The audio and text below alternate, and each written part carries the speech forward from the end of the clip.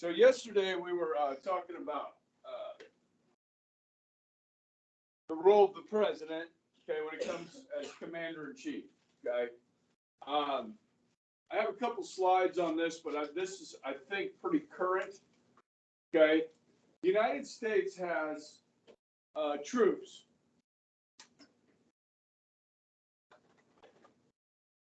We have about 750 bases in at least 80 countries around the world. Okay? It's approximately 73,000 troops deployed in 159 countries. Okay, so like when we have an embassy in another country, usually you have a few troops there at the embassy, a few Marines. But if you look at some of these numbers, it's pretty interesting. Okay, so like Spain, we have 3,168 troops. Cuba at Guantanamo Bay. You guys know what Guantanamo Bay is? Where we house terrorists at a base in Cuba. Okay, it's like a prison. Okay, you guys know Avril. Her mom is in the Air Force. Okay, and she's been to Guantanamo Bay, and she's been around some of those prisoners that we have down at, terrorists, like the worst ones. Okay, that we've had since after 9/11. We've been housing them in Cuba. Okay, down here. You can see we got troops down here in Central America, in South America. Generally, those are, like Peru has 2 bases, 46 troops. Okay, now look, come over here, Japan. We have 53,000 troops in Japan. Okay, remember World War II ended over 75 years ago. Okay, in Germany, we have 33,000 troops. Italy, we have 12,000 troops. Britain, 9,000 troops. Kuwait, 2,100. Saudi Arabia, 300. Australia, 1,000. South Korea, at the 38th parallel, 26,000 troops. Okay. This is at post-Afghanistan, so we don't have any troops in Afghanistan anymore. Okay. Kuwait, we talked about that. Turkey. So we have troops all over the world. Now, China is starting to do some of that. Okay. They are starting to involve themselves in Africa and Central or South America as well. Okay, so I told you the story yesterday about how Thomas Jefferson and the Barbary pirates, right? Oh, I didn't tell that story yesterday? Did I talk about the War Powers Act of 1973? I did? Where you can use them for 60 days anywhere you want? Okay, so where that comes from, guys, is pretty interesting. There's nothing in the Constitution about it other than, the president is the commander-in-chief. So what are the limits to that? So that power really begins based on something that took place with Thomas Jefferson, our 3rd president. Okay. You guys remember when we were a young country, we had 2 cash crops, like tobacco and what? Cotton. Okay. And those were like things that we exported. And that really helped us get out of debt, because during the American Revolution, we got into a lot of debt because we borrowed money from the French, from the Spanish, and so forth. And we promised in the Constitution, actually, that we would pay all of our debts under the new Constitution. And so we started trading. And so when we're trading this tobacco and cotton around the world, one of the places we traveled was here through the Mediterranean seas. American ships, merchant ships, filled with cargo. Okay? I didn't talk about this yesterday? Okay. So as they started to move through the Mediterranean, they got stopped by pirates from Libya. And these pirates, what do pirates want? Pirates want a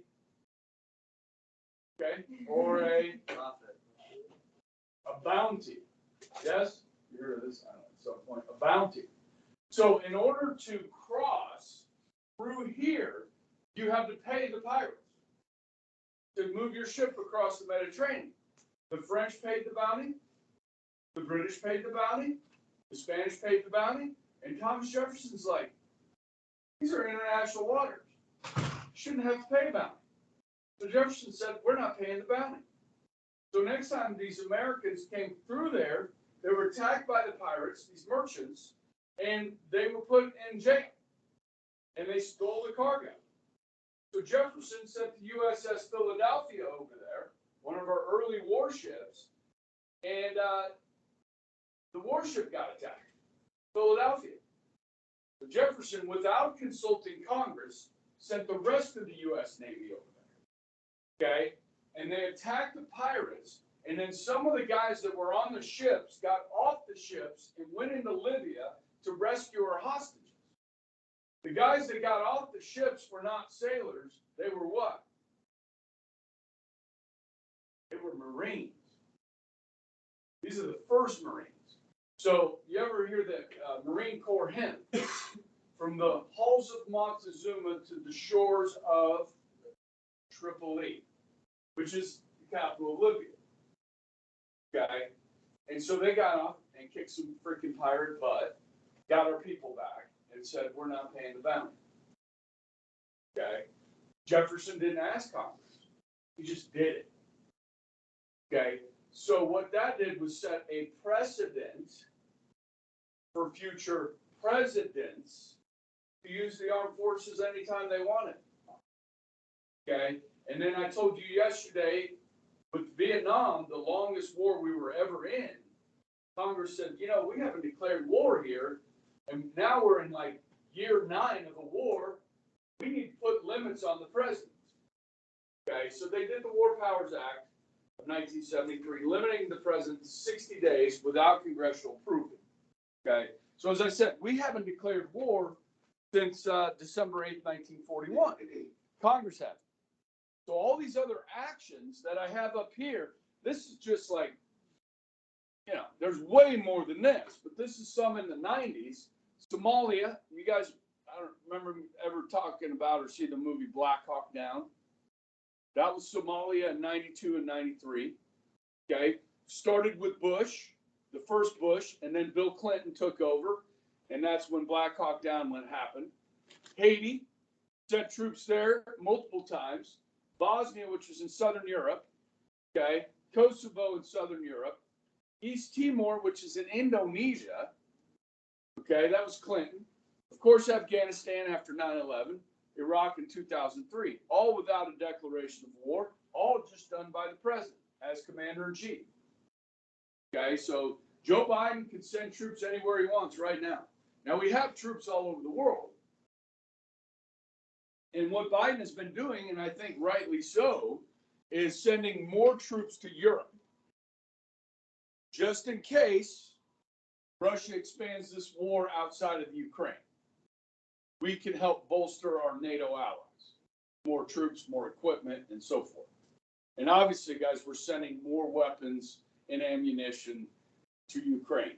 Okay, lots of money, lots of assistance. Okay, so it's kind of interesting. And if you've been listening a little bit to this, guys, Putin has been using the word nuclear. And so has his top, military guy has been using the word nuclear. Okay. Now I was sitting around with my brother-in-law last night. He's up from Houston, and he pays attention to a lot of this stuff. And he talked about how, and I didn't know this, Russia has tactical nukes. Okay, tactical nukes are small nukes that you can use like in a war zone that won't destroy a whole city. Okay, but it will do a whole lot of damage. Okay.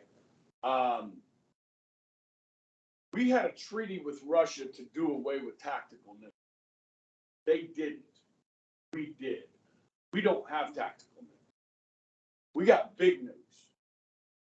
You understand? So that kind of puts us in a bad situation, because if Russia used the tactical nukes, that would be a measured nuclear attack, small one. Our response, if we wanted to respond with a nuclear attack, would have to be a large weapon. You see what I'm saying? So that's kind of an interesting situation we're in right now. Now, most people don't think that Putin would actually use one of these tactical nukes. But you know, when people get put in a corner, in history yesterday, I was talking about the kamikazes, the Japanese, right? At the end of the war, they got desperate. Okay. And over, you know, about a 2-month span, 2,000 Japanese pilots tried to fly their planes into our ships. Okay. That's a lot of planes and a lot of pilots. That's desperation. Okay. So if Putin gets desperate, sometimes people react, you know, irrationally. So, you know, obviously we hope that the world never sees another atomic bomb used, you know, in warfare. I mean, I hope we never live to see that day. But it's not totally out of the realm of possibility. So we'll keep an eye on it. Okay, so this is what we talked about with the War Powers Act yesterday. It can be extended to 90 days to get the troops out. Okay. You guys know what this plane is? Okay, this one was built way back in the 60s. We're still using it. It's the U-2 spy plane. You've all heard of the band U-2? Okay. The band's named after this plane. Okay. So this thing flies at 90,000 feet and has camera equipment to spy on other people. Okay. All right. So showed you the map. I got another map. Now this one's kind of dated. So this was from, I don't know if this has a date on it. Okay. This is pretty old. This was during the Afghan War. And the Iraq War. So we had troops in both countries. So that was a while ago. And then this is more current. This is September of 2021. Okay, so we were still in Afghanistan at that point, which is here. Let's see. Yeah, Afghanistan's here. Okay. So anywhere you see the dark red, okay, that's over 100, over 10,000 in the lighter red. So you're over here, Korea, Japan, okay, Australia, over 1,000, okay, Canada, over 100 troops, okay, and then over 10 troops. So these would be like just people guarding our embassies, okay, and then no troops in these countries.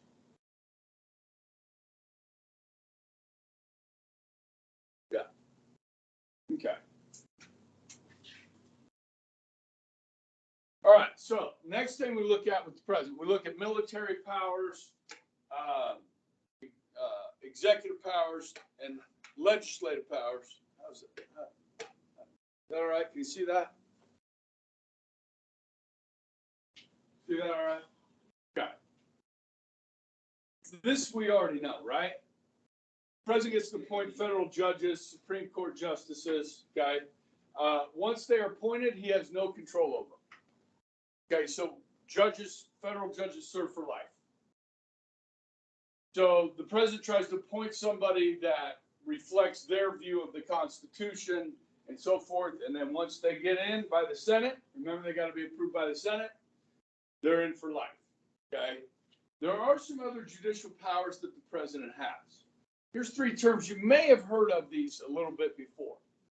A reprieve. You've probably heard of a pardon. Has heard of a pardon, and then a commutation, okay, to commute a sentence. So a reprieve postpones the carrying out of a person's sentence.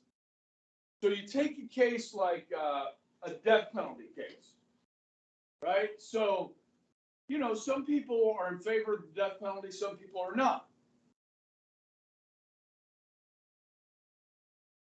I would imagine Joe Biden is opposed.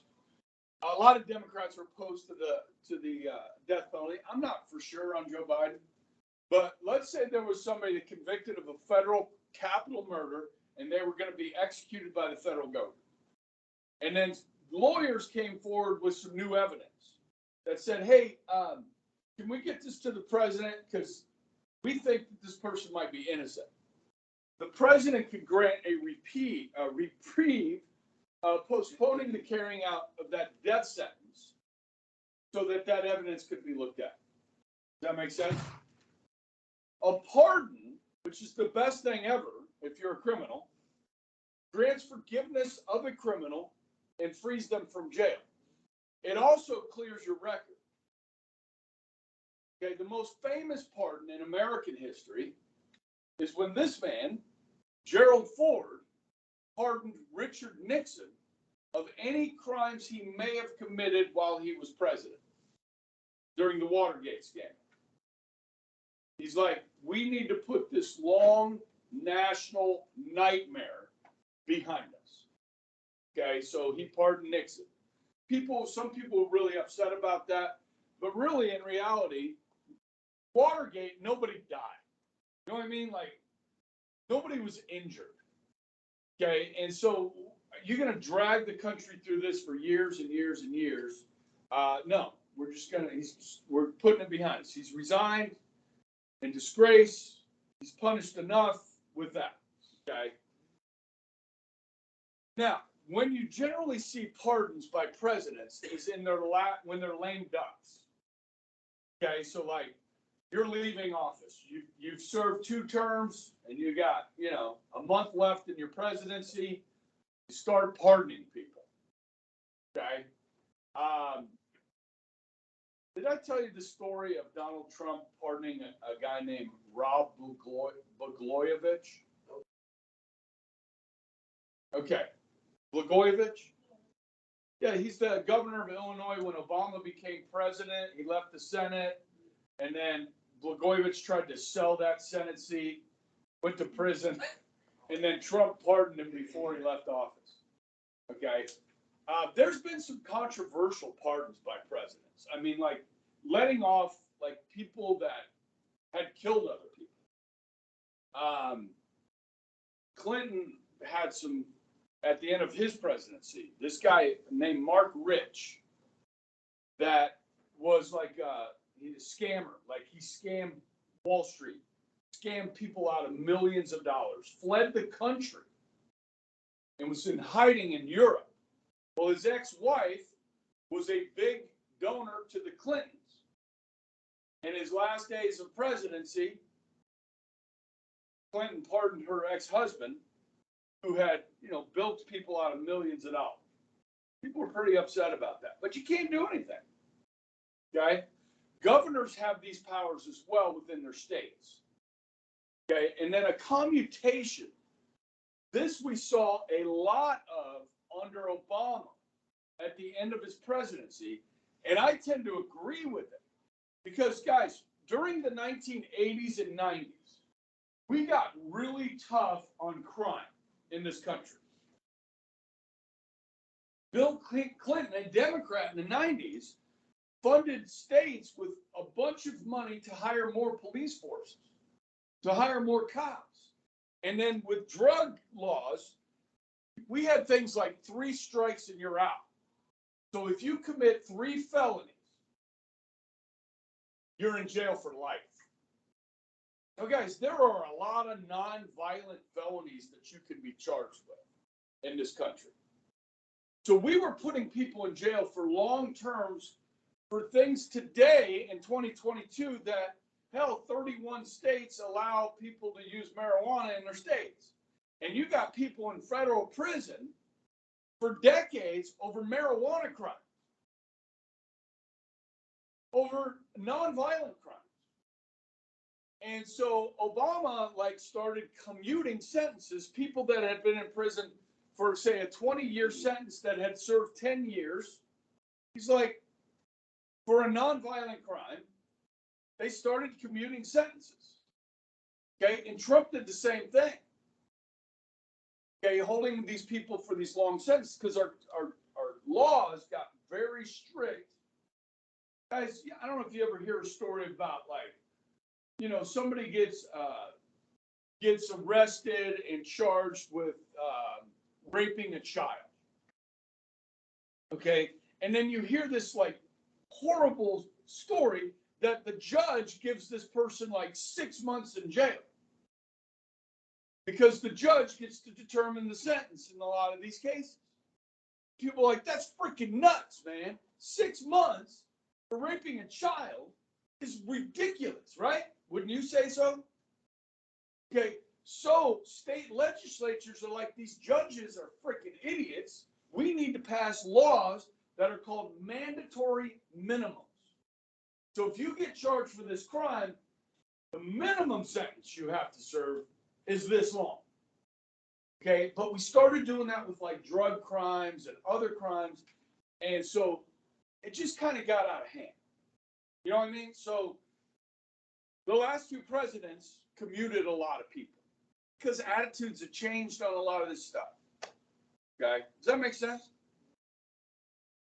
And like I said, in states, you can have governors that do this as well. And obviously, guys, some states have the death penalty, some states don't.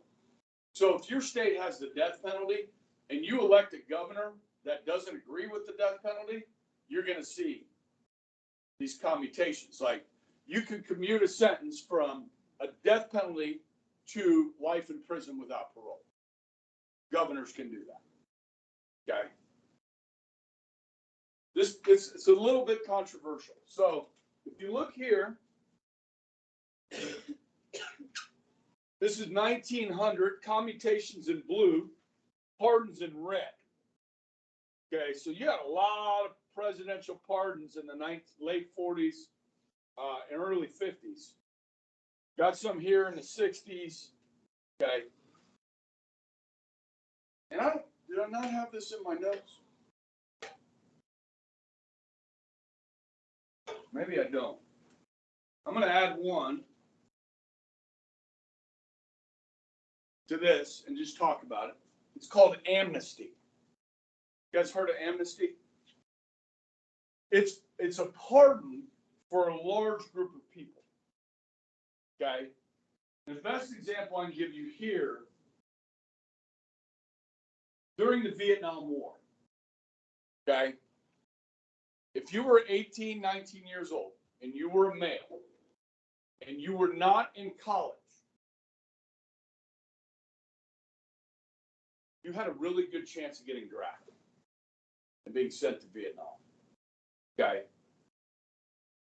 A lot of people didn't understand why we were in Vietnam. A lot of people didn't want to go to Vietnam because what was happening in Vietnam was in our living rooms every night, being fed into our television sets via satellite.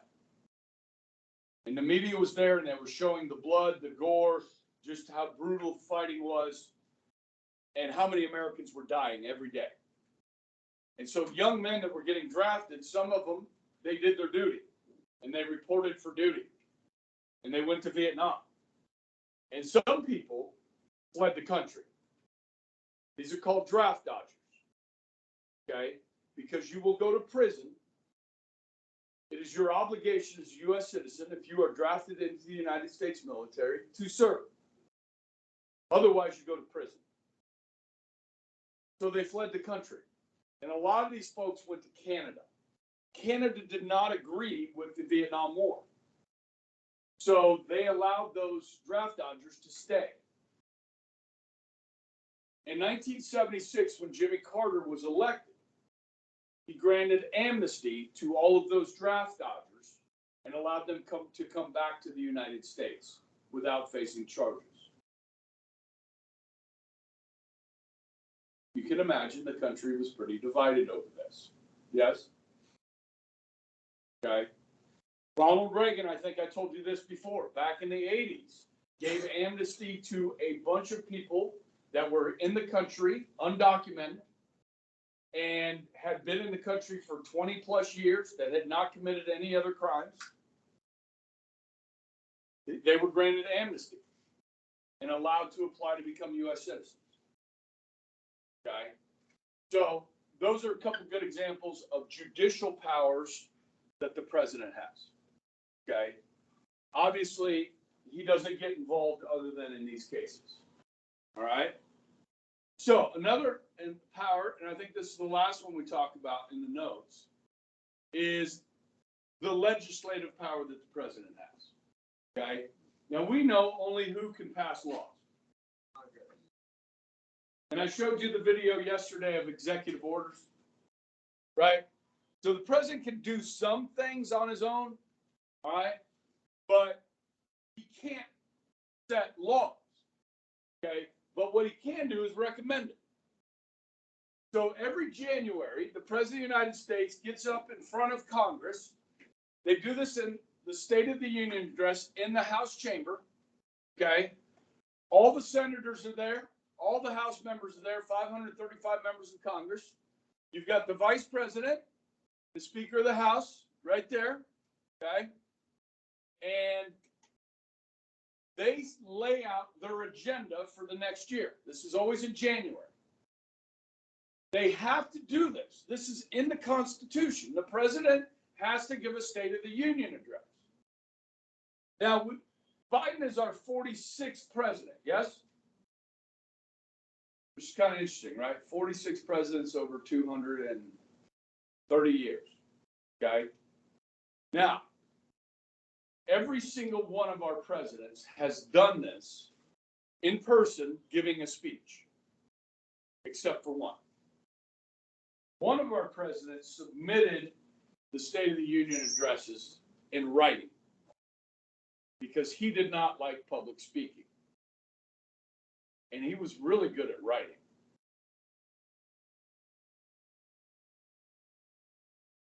His name was mentioned earlier in my lecture. Thomas Jefferson. Yeah. He submitted the State of the Union in writing each time when he was president. Okay. Rather than speak. Okay. So, if the president is popular, so go back to like 1984. Ronald Reagan won 49 states. The only state he lost was Massachusetts, which his opponent was from Massachusetts. Okay? Actually, it was Minnesota. Walter Mondale. Well, that was the only state. Okay? 49 other states voted for Reagan. However, the United States Senate was controlled by Democrats. And you guys know with the filibuster, Democrats could stop anything that President Reagan wanted. But that Democratic Senate, guys, passed the largest tax cut in American history up to that date by a Republican president because the Democrats feared Reagan because he was so popular. He was setting the legislative agenda, the president was. And Congress was following. Now, let's look at our current president. Does anybody have any idea what the approval rating of President Joe Biden is today? Like, it's in the 30s. Around 38, depending on which polls you look at. Which historically, guys, is really low. Okay? So, this November, we've got elections, right? So let me ask you a question. If you're a Democrat running for Congress, and the President Biden calls you and says, hey, would you like me to come in and campaign for you? Like, I'll show up at one of your events, and it will excite people about the next election. Do you think Democrats are going to be inviting Joe Biden to come campaign for them? No. In fact, Democrats are trying to distance themselves from President Biden as we speak because he's so unpopular. Okay, and I'm not just picking on Biden here. Let me give you another example. Got any runners in here? Track stars? Okay. You ever heard of Jim Ryan? Jim Ryan. He's a famous Kansan. back in the 1960s, maybe 70s, he was the first high school athlete to break the 4-minute mile in the entire country from East High School in Wichita. Jim Ryan broke the 4-minute mile. I don't know how fast Carson runs the mile, but it's not even close. Okay, so he became famous. You know what I mean? Like, and later on, in around 2000, he ran for Congress for the 2nd District of Kansas and won. He served 2 terms. In 2006, he was running for re-election, and he invited George W. Bush, the President of the United States, to come in and campaign for him. Guys, in 2006, the Iraq War had turned bad. Like, public opinion about the war and Bush turned bad. Bush comes in to campaign for Jim Ryan, and guess what? He loses. Okay? So, hey, what's up?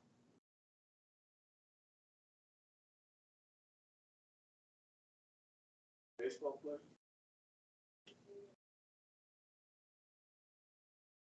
What room are you in? Okay. Okay. Record. Okay, tell her I'm recording a lecture right now. I'll stop by in a little bit,